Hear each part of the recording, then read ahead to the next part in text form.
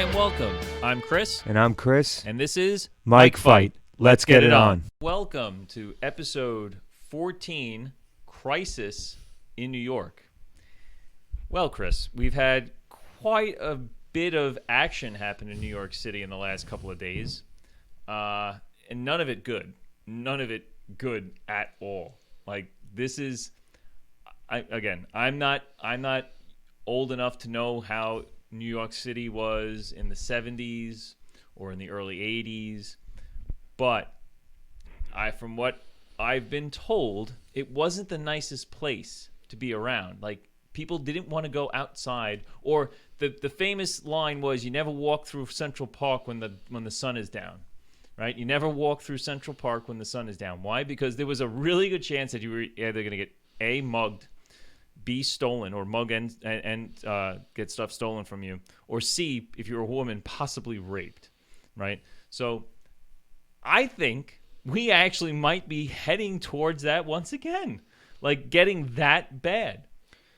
Well, we're not heading there. We're already there. Oh, he's already saying we're there. We're there. We're there. We've been there for a while, and it's been slowly increasing over the past decade, I'd say, and it's just become exponentially worse since, I'd say, DeBlasio. Right? No, well, that's why I say over the past. His last thing was not anywhere focused, I think, on law and order or anything like that. He was more worried about people drinking too much soda. That was really his thing. Yeah. In plastic bags. Like that was what he was really worried about. Oh, and then this whole gun crusade thing that he really enjoyed. But yeah, I think it was more of like, stopping people from drinking soda too much. That was Bloomberg's thing. So he took his eye off the ball, essentially. Yeah, but at least with him, even in his final year, he still kept a lot of the policies that Ray Kelly had in place in regards to the police department. Okay. And he still kept a lot of the policies in place that Giuliani had when he was mayor. Oh, right. And even though at the end of his tenure he was kind of moving on to other things, he still, for the most part, allowed the police department to do what they had to do in order to fight crime. Let the experts do what they know how to do. Yeah, and he was a businessman, so he wanted the city to thrive. You know, that was his big thing. He was a businessman. But since DeBlasio's come into office, that guy was the start of the downfall of the city, and exponential rate. Yeah, I mean, faster than I think anybody thought was possible. That was possibly able to happen at that rate. Just one person doing this. Right. At the helm. I'm not saying it was only him, right? But it was.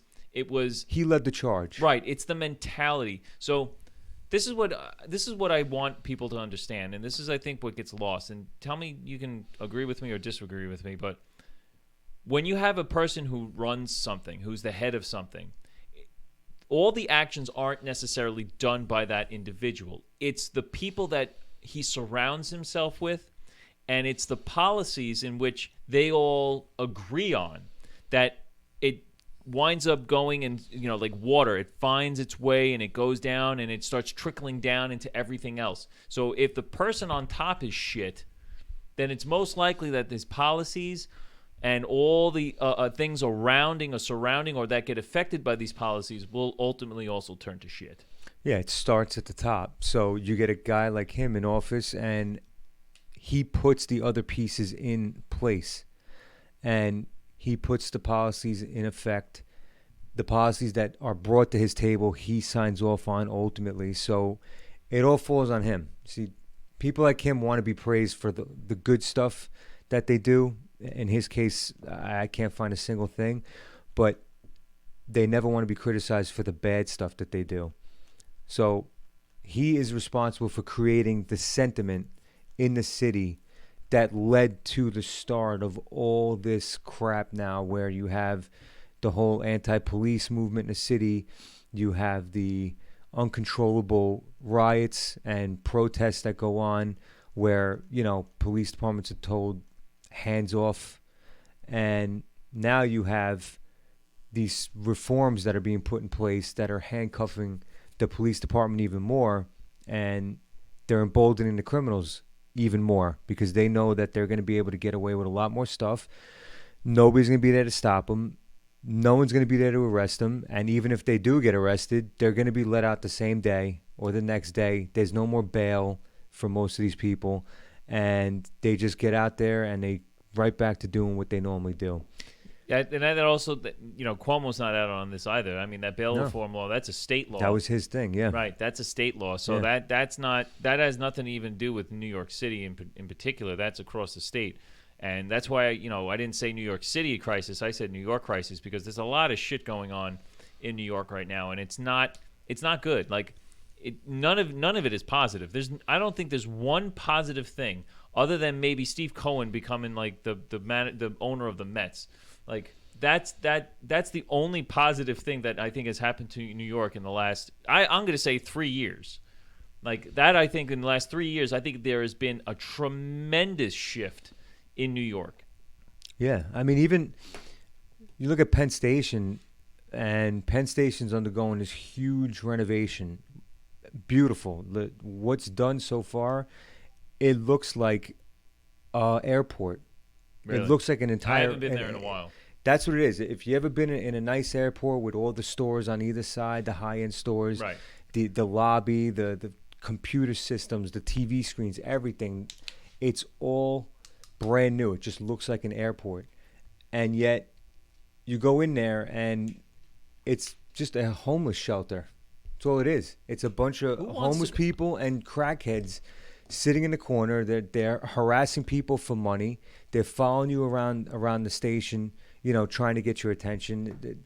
People strung out on the floor everywhere. And it's like, here you have this beautiful thing. This could be a positive thing for the city. Could bring a lot of revenue. No one wants to travel. Nobody wants to go there because as soon as you get off the train, you walk into that. It doesn't matter. Everything else falls by the wayside because that's what you remember is you're being hassled the entire way through the subway system. It's really sad because we had the city. I at one point said to myself, you know what? I could live in the city because I enjoyed going to Manhattan. I enjoyed going and spending time on Broadway and going to the restaurants and seeing all the sights that were out there. I enjoyed that. My wife and my wife says she flat out doesn't want to go to Manhattan at all. I mean, maybe I'll attempt it if Broadway ever comes back. No one even knows that this is like even they say they give a date into 2021. 2022 actually, I'm sorry. That they're thinking about planning to reopen in 2022. Like that's insanity. That's like stupid. But I said maybe I'll go back cuz I do enjoy a Broadway play, a good one at least, which I don't even know if there are any at this point, but that's something I would attempt to do, or maybe even a nice restaurant. But my wife, no, she doesn't at all. No way is she wanting to go into Manhattan. No, and I was in the same boat. When we were growing up, after high school and college, me and a lot of other friends, we used to go to the city all the time, and we'd always say, like, it'd be so much fun to live in a city, even for just maybe a year or two, and just experience it, be part of it, and then when you're ready to settle down and move on, you move back to the suburbs or wherever, and you start your actual life or whatever. But now, forget about it. I go there once in a while for things here and there, but as much as I can, I will avoid that city at all costs. Yeah, we're talking, like when I say the city, I'm more specifically talking about Manhattan itself. That doesn't necessarily mean that the other boroughs are any better. I think Brooklyn is not. Certain parts of Brooklyn are definitely hurting. Queens has always been kind of hit or miss in my opinion. It's always had its bad parts that have somewhat gotten better in the later years, but now I think are reverting back. The Bronx, I think is. I don't know what to think about the Bronx. You would probably know better than me on the Bronx. And then Staten Island's been kind of holding steady. But it's, in my opinion, I think Staten Island's getting overpopulated too. I think it's getting a little too crowded over in Staten Island. But I don't know. What do you think about that? Well, crime's going up everywhere. It doesn't matter where you live. Okay. Even in the nicer neighborhoods, crime is still on the rise. Has been on the rise. The problem is you don't hear about it because the mayor doesn't want you to think that. He wants to pretend like everything's great, everyone's happy, the city's coming back strong, everybody's getting along, and that's simply not the case. And he'll look at statistics, that don't mean anything, nobody cares about, and he'll point to that and say, oh, yeah, look, crime's going down. We're doing such a great job. But then he'll ignore things like murders and shootings and felony assaults and, right. Like grand that don't larcenies matter. and things like that. It's like the stuff that actually affects people. So I wonder, you bring up that stuff like murder and grand larceny and all this other stuff. How about hate crimes? Like, this newest thing. Not that it's necessarily new, but the latest and greatest is now the Asian, quote unquote, Asian hate crimes. Yeah. Now, I heard some crazy statistic just either the other day or so where it was considered maybe a hate crime. There were 36 events all in 2020 that can be considered, quote unquote, hate crimes against an Asian person. And now here we are in March of 2021, and there's already 26 in the city. Yeah. So, like, we're not even a quarter. We're just about a quarter of the way through the year, and there's already 26 quote unquote hate crimes. Some of that have just been disastrous, caught on tape. Now, just recently, there have been two particular events. One happened against a 65-year-old Asian woman who was on her freaking way to church. On her way to church. And she gets pummeled. Not only pummeled, but she got stomped on. Drop kicked in the face. Her sternum was broken. I think this guy broke her sternum. It happened to be a big black guy, broke her sternum. Yeah. Right? Yeah. Unfortunate. That's terrible. And you know what's even worse?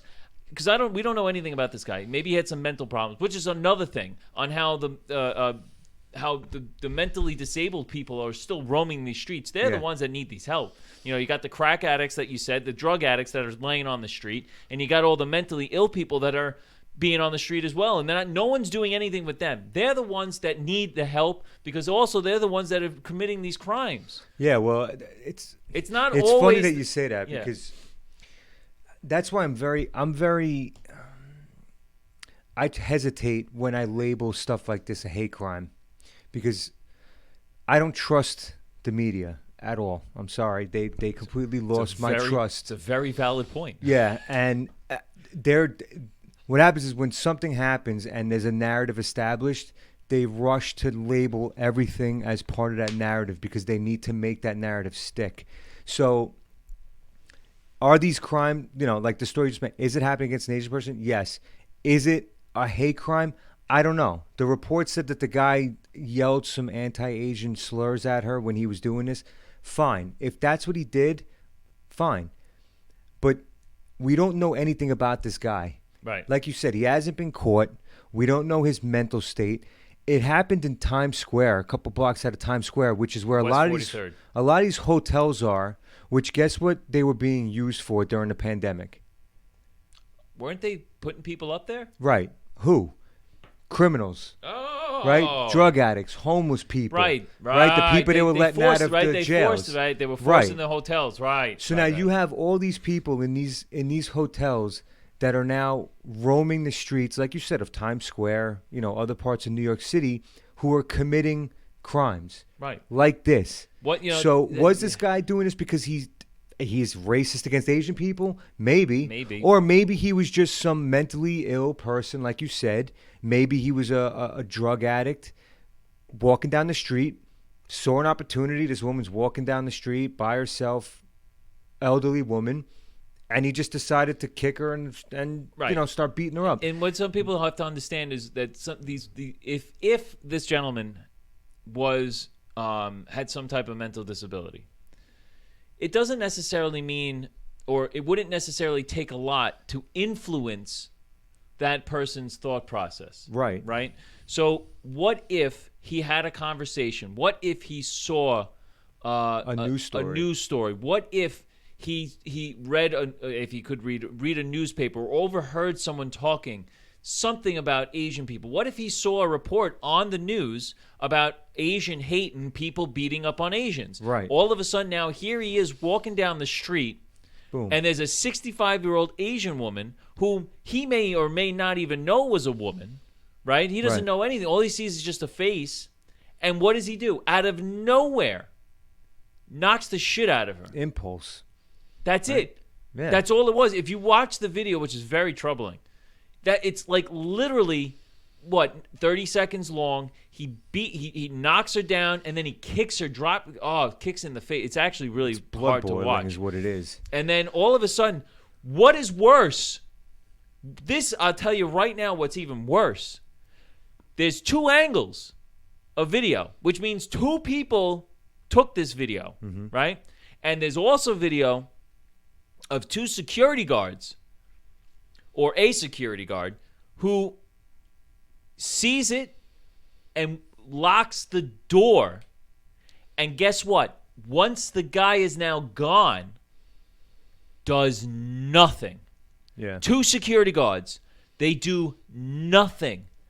The woman is on the floor. The guy is gone. Nothing. Right.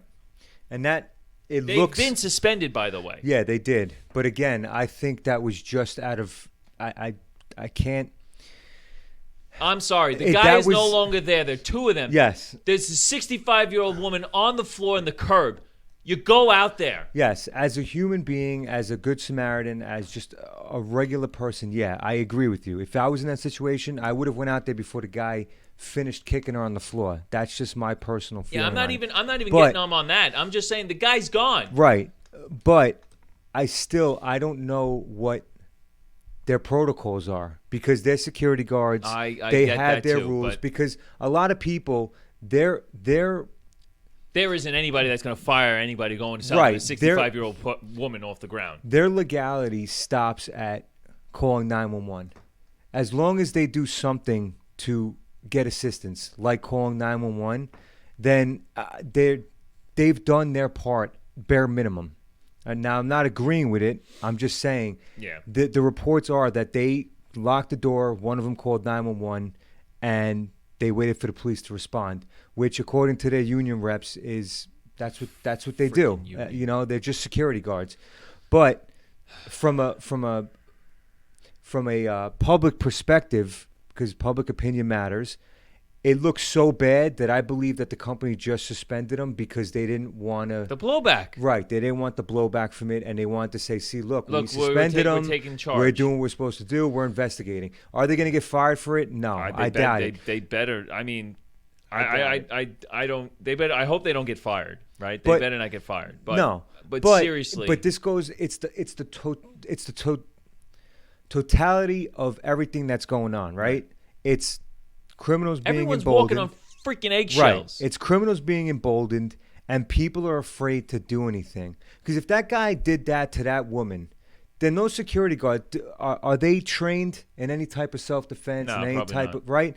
We don't know. No, they might be, but I'm sure if they were, they would have stepped in and did something about it. Guys making $15 an hour to stand at a doorway of a building, he's not going to jeopardize himself to go up against a man like that who just did that to a 65-year-old woman. No, I agree with all that, and that's why I said I'm not getting on them for even intervening, because you don't know. Like you just said, we don't know what they were trained for. We don't know the protocols. And again, there's always that fear factor, right? You're gonna, people get frozen in fear, like something bad is happening and you just freeze. I get all that. My blood boiled when there was just nothing being done for the woman after the guy was gone. That's just kneel next to her, just put your come hand out, on her shoulder. do something. Yeah, a little just bit of comfort. Coddle her, say help is on the way. Do something. Yeah, nothing was done. And then you got on the not even on the flip end. That was just one incident that happened. Then we had this other incident on the J train, right? There's a tick like of all freaking things. That pisses me off more than this other story. Let's get this through. So here we are it's a full car on the J train, okay? Now this train is traveling down, and there happens to be an Asian guy sitting down, right? I think he's like reading a book or a paper or something, right? Not doing anything, just sitting down. All of a sudden, out of nowhere, comes this guy. This black guy, they were all wearing masks, but there they are, comes out of nowhere. And Chris, it's not even, he doesn't just hit him once. Twice. He pummels this guy. And he pummels this guy. And he pummels this guy, punching him repeatedly in the face, in the head, in the back, in the neck, face. He gets the guy into a fetal position on the chair, and he's just pounding away. And then he picks the guy up and chokes him out. Right. And it has to be told by someone in the crowd that he's out. There are literally 15 freaking people watching this. And one guy fighting. Nothing. No. Nothing. And where's that video? Where is that video being viralized? On fucking TikTok. TikTok. This is ridiculous. Because this is what people care about. It's getting the video, not doing a damn thing to help anybody. Everyone's just saying, get off the guy. Stop. Get off the guy. There's Stop. 15 of you he's on a out, train. bro. He's out. Why don't you go over there and stop him? Like, stop being a sports announcer. Like, you're not 15, more than 50. You had a whole freaking card of people. It's one guy. You take 4 guys. You can take this guy down and just stop him. Stop him from doing this. One person now is choked out. He's knocked out. He's out. You see it. The guy's face. He's done. He literally is sitting there, and the guy pushes him onto the floor. It's almost like a lifeless body. Yeah, it was like the nail in the coffin there. He just slams his head back down on the floor after he's done choking him out. And then you mentioned this. For those who, if you haven't seen the video, what I'm going to ask Chris right now, you have to see it for yourself. Go find it. You can, search New York City attack J Train. I'm sure you'll come up with it. What was the attacker's face like at the end? Lifeless. It was completely lifeless. That guy did not have a shred of any type of human decency in his eyes. He looked at that guy like he was not a person. I mean, that's the only way I could describe it. The look in that guy's eyes, he had no regard for any type of human life at all. And I don't know if that's his look all the time or if that was just his look in the moment. But that guy's eyes told the whole story. There was not a thing you could have done or said to that guy to stop him from doing what he did to that man. And again, can this be another case, though? Getting back to our other point, can this be another case of a person being mentally whacked? Could be. I mean, could the it's guy New be on York drugs? City. I think this it's guy a was on subway drugs. Train. Yeah. I think this guy was on drugs. Because what happens when you get like on crack or you smoke crack or something? You get like this power, like this euphoria. Yeah. Like you can't, like your shit doesn't stink and you're the king of the world, the strongest guy. Some of these guys actually, they get strong. Yeah. Like all of a sudden they find strength that they've never had before. And it takes, even trained people, it takes about 3 or 4, maybe 5 trained people to take one person down. So when people see videos of cops even going up against a guy who's on drugs, and they always complain, why does it take so many cops to bring him down? Because the guy's on drugs, and you don't understand what drugs do to the body. One person without a drug in his body who doesn't want to go to jail is going to put up a hard enough fight for 2, 3, 4 cops to take him down. A guy on drugs, amplify that. Oh, man. Amplify that. And the thing about the video is the guy tries to defend himself. He tried to defend himself, and it didn't last very long. And the second he just gives up or he gets unconscious, whatever the case is, that fight should have been over. And that guy just kept on going. Like you said, it was like a UFC fight. Had that look. It was like a UFC fight. If you've never been punched in the face, people don't realize how brutal a fist fight really is, because the majority of people have never felt that before. When that guy's standing up and just punching him standing up, that's bad enough. When the guy drops to the bench of the train and that guy's standing over him and throwing those punches downward at him, the amount of force that he's coming down on that guy is worse, tenfold worse. It's brutal. It is fucking brutal. It's hard to watch. Yeah. It's hard to listen to.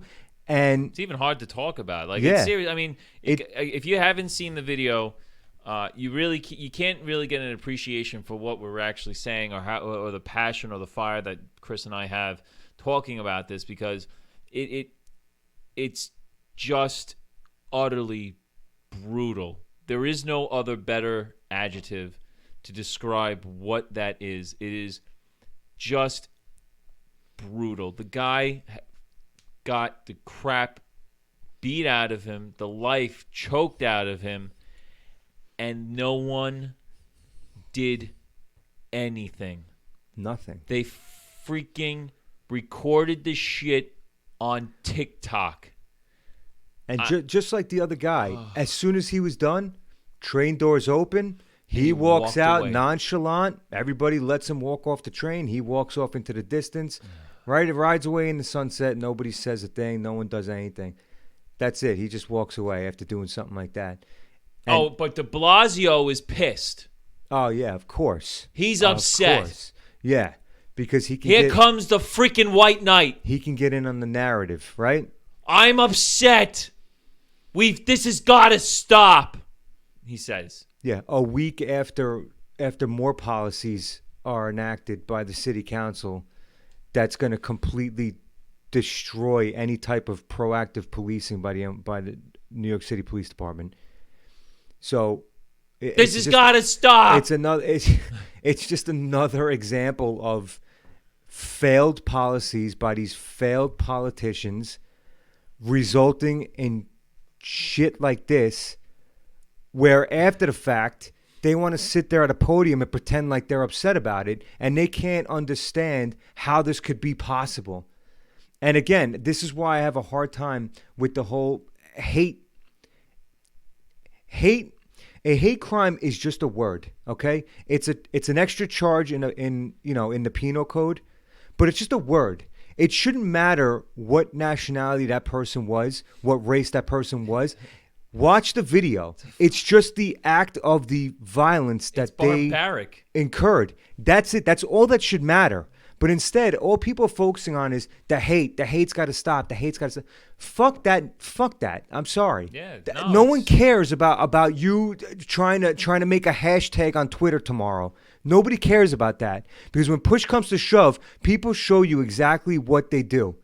They watch, they record, they do nothing, they say nothing, they walk away, and then tomorrow they'll put a hashtag on Twitter demanding that people stop the hate. Nothing. So you can kiss my ass with that shit. That's the hate. You want to stop it? You did shit. Exactly. You did nothing to stop it. Who do you want to stop it? The cops? But wait a minute, you did a whole freaking protest to defund them and to take away the power. The city council is taking away the authority that they have to do what? Stop this. Right? Stop the hate. What did you do? What did you do to stop it? Yeah. Huh? What did you do? It's not just about the police department. I posted on Instagram. Yeah, I did my part. It was a black screen that said "Stop Asian Hate" hashtag. Yeah, that's all people care about. They say as long as I do that, then everybody knows I did my part. Yeah, everyone knows I'm part of the movement. I did something. And I'm not saying that people should intervene physically if they don't feel like they should. You don't, like I said, you don't know who that person is. You don't know what they have on them. You don't know if they have a weapon, if they have some kind of training, if they have drugs in their system. You don't know. But in a situation like that, where you have a group of people standing there watching, the power's in numbers. There is no excuse. I'm sorry. If you're alone on the subway that night, it's just you and those two people, and that guy's beating the shit out of that guy, and you're alone, and you feel like, you know what? I have no idea what I'm doing in a fight. I don't know how to subdue this guy. I don't want to get killed in the process. I'm just going to call 911. I'm going to wait until this is over, and hopefully he doesn't come to me next. Fine. I can understand that. When it's a train full of people that are just sitting there going, oh, whoa, hey, oh, stop that. Whoa, he's out, man. Being a bunch of fucking sportscasters and analysts on the side of the ring, instead of just jumping in there and saying, holy shit, let's fucking... There's 7 of us. There's 8 of us. There's 10 of us. Right. There's more let's of us. Grab this guy. No, instead, everybody us. just wants to chime in with their comments and their videos and do nothing. And then tomorrow they'll go on Instagram See, and here- their TikTok and they'll get their 50 million views. This is the and this is then what it that's is. it. This is what it is. It's that no one knows how bad it was going to get. That's going to be the thing. Well, I didn't realize how bad it was going to be. Oh, really? Really? So that's why you didn't do anything. You know, I didn't realize how far he was going to bring it. So instead of trying to stop it before it got as bad as it did, you just let it happen because you weren't sure of where it was going to go. So even though, let's say, the guy stopped at beating the shit out of him while he's in the fetal position and didn't go as far as to grab the guy by the neck and put him into a chokehold to choke the life out of him. Yeah. The chokehold that everybody was so concerned over a year ago, right? Chris Right. coming in with the right out of right field. Yeah, what up with that? Right. Unbelievable. but It's no, okay for it him to doesn't- use. It's okay for him to use it, right? Well, it doesn't matter when he uses it. You know, it only matters when it's the police because, again, you can just go with that narrative. It's a bigger story. This has got to stop. Right. But for something like this, it's like, nah, whatever. It is what it is. You know, but again, this is the problem where Blasio does nothing. no, and He's got again, nothing. This is not new. That's the whole thing, though. But he's got nothing. They're literally, his words are completely empty. They are empty words. He might as well just be talking into a balloon. It's all hot air. That is it. There is nothing there. He knows it, though. Nobody likes him. Nobody. I don't think does the police department have any respect for this individual? Nobody does. It is I can't. If I was mayor, I would actually be worried that my own police department doesn't respect me. They don't care. He doesn't give a They shit. don't care because he's worried about the next step. His mayorship in this city is almost over. And his big thing right now is tanking the economy as much as he can so he can go become a real estate mogul in 10 years. That's all he cares about. Stealing enough money for him and his wife so that they can go pad their wallets and they can go start their new venture once this is all over. Yo. That's all he cares about. And then he doesn't give a shit about the And then city. you got the goons upstate in Albany that at the perfect time are going to pass marijuana legalization in the state. Yeah, I saw that. That's going to be going over good. This is a great time for that. Yeah. Great time for that. The legalization in New York of marijuana. Now, again, my personal opinion is that I believe that marijuana should not be a Schedule II drug. I believe that.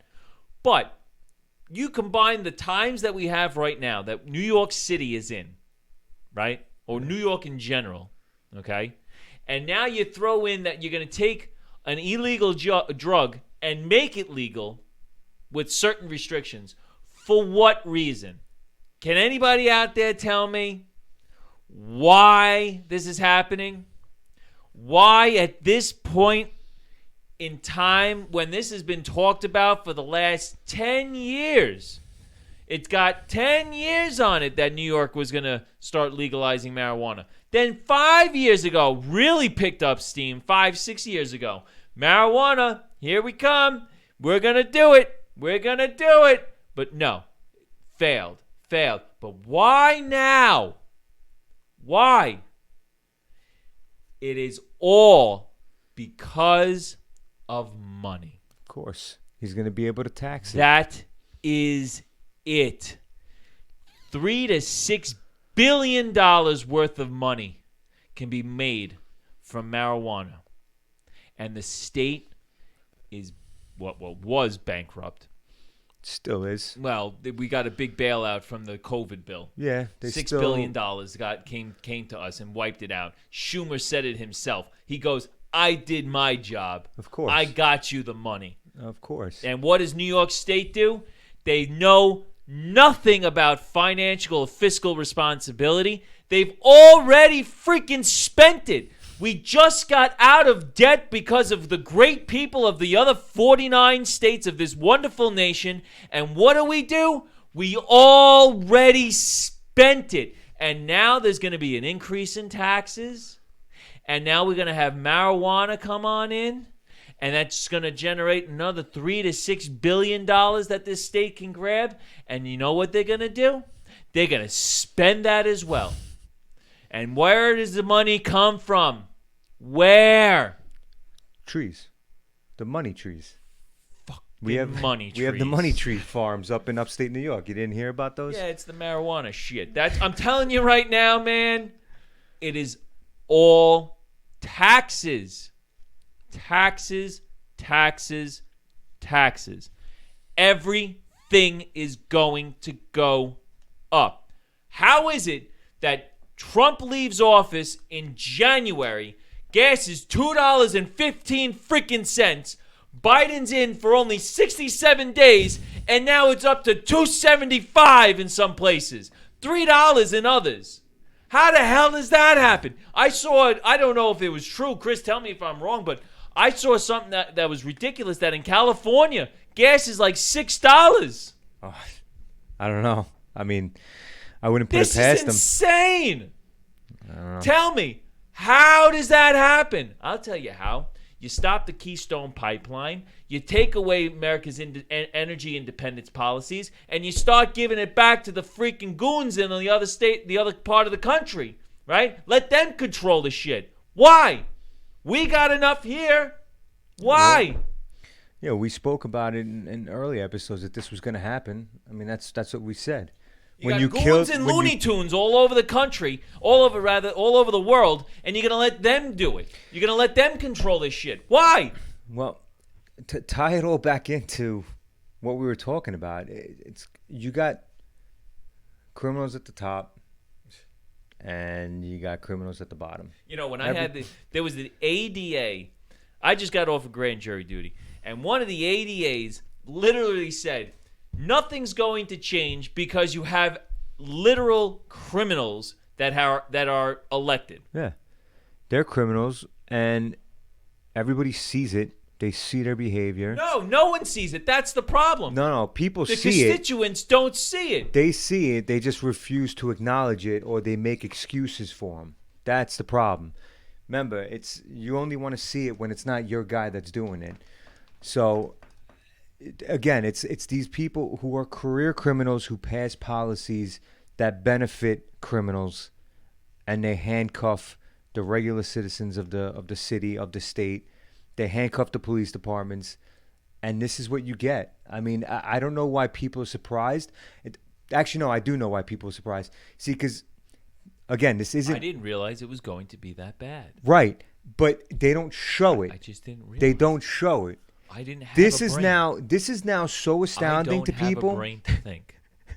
This is astounding to people because there's video of it. Every time there's video of it, people all of a sudden get hit with reality because video hits you harder than numbers, right? So if I just told you tomorrow, if I just said, hey, we had a 350% increase in homicides last year, right? People listen to that and they go, wow, that sounds really bad. And then they eat their Cheerios, right? They go in, they watch their Disney Plus. Right, they put their feet up and they completely forget about everything you just told them. Yep. But if I put a laptop in front of your face with a YouTube video on of someone literally murdering somebody in a brutal fashion, all of a sudden now it hits you. Oh my God, that was horrible. Yeah. Why? Because you got to see it firsthand. Right. When you don't see it, you don't care. So this has been going on for years. Years, the numbers have been going up. Particularly over the past year and a half since they've passed all these new reforms and different policies. What I don't understand, what the hell? Why? What new policies do we need? We don't need them. But the reason why these policies are passed are for votes. That's it. They're buying votes. Same reason why, they're giving stimulus checks to convicts in jail. Because when they know what to do with it. But when they get out of jail, what are they going to say? Oh, well, this guy gave me a stimulus check while I was in jail. I'm going to vote for him. That's all it is. So, yeah, you're screwing over the regular citizens of the city, but this poor, man and woman, who cares about them, right? They're still going to pay their taxes. God willing, they survive and everything pans out. They're still going to pay their taxes, go to work, buy things, and do whatever they got to do. But you can't influence that person. But you get these thousands of criminals back out on the street, and you're buying their vote. That's all it comes down to. That's it. It's so troubling. It really is. It's hard to even. It's really hard to grasp. Like you said, if you don't, unfortunately, seeing is believing, right? Yeah. And although you and I are here, we're talking about this stuff, and we keep telling people go look at it for themselves. If you don't see it, like actually see the video of what is happening right now with these incidents, it's not going to hit you the same way. No. It's not going to hit you the same way. It really isn't. It is so disheartening to see not only, New Yorkers go at each other in such a brutal fashion, but for no reason whatsoever. None. Absolutely none. But then no one do anything to stop it. There's no one doing anything to stop it. The guy but I recorded it. I got the guy. You recorded it, then you posted it on TikTok, on Facebook, on Instagram. What did you do? Did you give it over to the police? Was there anything? Maybe, maybe not. I don't know. But no one stopped it. No one even attempted to go over to the guy to maybe tap him on the shoulder and say, "Hey, bro, don't you think he's had enough?" Yeah. Same thing with the woman. Nobody went to her aid. Nobody went to check on her. Not even to go check on her. No. Are you okay? Don't worry, the cops are coming. Console the woman. But this is the common theme, man. You see it in all these videos. These people just stand by and record and don't do a damn thing about it. And they're the same people the next day that'll be all over social media screaming and yelling, pretending like they care, when maybe a couple of them could have done something about it at the time. And you saw it in Washington, D.C. too, when you got this Uber driver who these two... That was planned and targeted. Yeah. That was planned. By kids. Yeah, teenagers. Kids. Where are they? Where should they be? Probably school. Home, school, right. Yeah. No, but schools are freaking shut down. But that's another one where you get these kids, they tase this Uber driver, they try and steal his car. They tased him. They had the car. It rammed. It got into an accident. It crashed. And the guy fell out and was rolling around like a rag doll. He was on the sidewalk, and they just kept on getting. And again, at the scene, it's tough. You can look back on it now and you can say, "Holy shit!" What the hell was going on? At the time, car crashes, flips over. You see two kids in the car. Your first thing is, "Holy shit! We got to get these kids out of here," or whatever. But you have a guy on the scene with the camera who's actually videotaping it too, saying those kids carjacked him. Yeah, they stole the car. Right, they hold stole the on car. to him. Don't let him go. Don't whatever. let him go. And the guy is laying on the ground, lifeless, and nobody goes up to him. Nobody. To just check, see if he's still breathing. Has everyone just lost their freaking minds? Has everyone gone insane? Is up down and down is up? What the hell is going on? The first thing you do is you find out if there's anybody hurt. And if there's somebody hurt, you go to the person that's hurt. If there's a guy on the floor because he flung out of a car, you don't have to ask him. I'm telling you, the guy's hurt. Go over to him. Are you okay? If you got a 65-year-old woman on the floor in the gutter of a street because you just saw someone kick her in the face, I can tell you don't have to ask her. She's hurt. She's in pain. Go over to her. Say, the cops are on their way. Don't move. Anything. You put a hand on her Yeah, shoulder. you don't even have to say anything. Just put a hand on her shoulder. Just say, something. "Yo, I'm here. Don't worry. You're gonna be okay." Anything. Lie through your freaking teeth if you have to. Do something. But no. I'm sorry. Those guys, whatever their freaking training protocol is, I just can't. Human decency tells me I gotta go there and I gotta at least make sure the person is okay. I'm sorry. That's what I've always been taught. That it's like a freaking basic instinct. You gotta make sure there's an accident, there's something wrong. Who's hurt? Yeah. Well, the person that just flung from the car. Oh no, but let's go to the 2 teenagers. The guy on the floor lifeless. Well, no, he must be all right. He's got to be all right. Look, he's not moving. He ain't hurt. He ain't moving. Well, the thing was, they got the teenagers, but there was a whole group of people there. A couple of them grabbed the girls from the car. They were fine. They had them. Even if they were hurt, they were being tended to.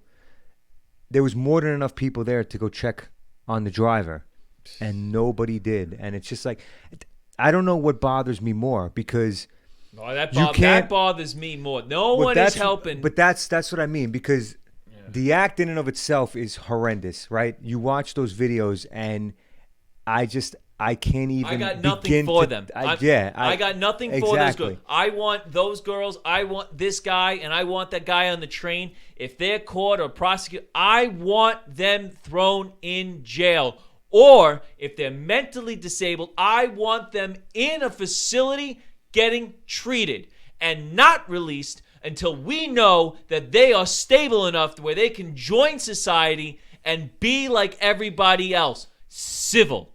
Yeah. Okay? And not go around and be influenced or have some crazy idea that, oh, I'm just going to beat the shit out of the next person I see. Yeah, but that's the thing that drives me nuts, is like, the 2 girls, fine. You chalk it up to whatever. They're kids. They're stupid. Maybe they are criminals. I don't know anything about their background. But to have a taser on their hand and know how to carjack somebody, I'd say that they have a little bit of experience in it. But for the other 2, they watched the YouTube video. There's got, yeah. How to. How to. Yeah. Carjacking for dummies. It's going to replace the Dr. Seuss book on the shelf next week. That's it. But like the thing is, the other 2 guys, you don't know who they are and what their condition is. But the people watching are regular people. Regular people. So I'm not saying that what they did was right. Clearly not. They're wrong, and I'm with you. Those 2 especially should be thrown in some kind of confinement for a very, very long time. But what I'm saying is if they do have some kind of condition that maybe limits their cognitive ability to understand what they're doing, then fine. At least there's something there that you can kind of figure out and maybe try and fix. But the people watching and the people recording and the people that don't help, you're regular people. You put yourself in that situation. You put a loved one in that situation. And you tell me, if you watch that unfold or you personally experienced it, how that would make you feel, how that would affect you. Nobody cares anymore.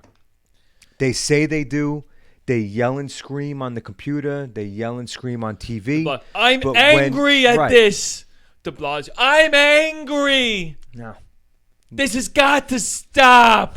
People need to understand that the only people out there that are going to help you out is the person standing next to you. Right. You know, that was the one thing that we were always told, and that the one thing that we hold dear to our hearts in my profession is you count on one person and one person only, and that's the person sitting next to you, and vice versa. When you get into that situation that could become a life and death situation, that's who you have at the time. It's you 2, and you 2 have to make sure that you do whatever you got to do to protect each other and the threat, and make sure you both go home.